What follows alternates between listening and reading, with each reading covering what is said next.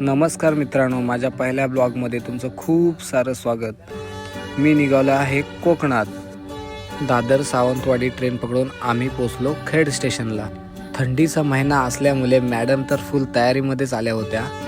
प्रणितने रिक्षाची सोय तर खूप भारी केली होती. रिक्षाचं लुक पाहून तर खूप भारी वाटलं. झटपट बॅगा टाकून आता आम्ही जाणार होतो दापोलीला.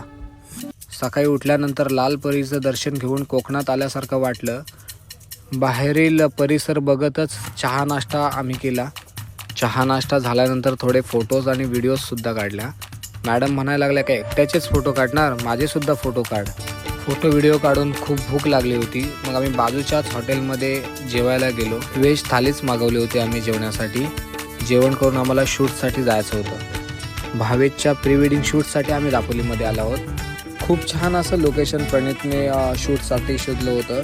मॅडमना तर लोकेशन एवढा आवडला की ते एकट्याच पुढे जाऊ लागला.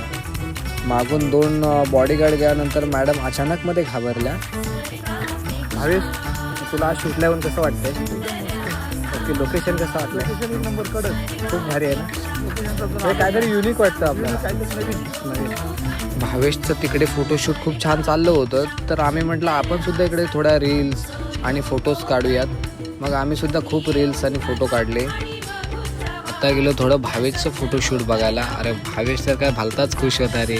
एकदम मस्त फोटो वगैरे काढले त्याने. मॅडमना घेऊन मी सुद्धा म्हटलं चला बसूया नदीच्या काठी, थोड्या गप्पा मारू. मॅडम बोलतात गप्पा काय मारणार, गप्पा वगैरे नाही, रात्री जेवायला काय ते मला सांगा.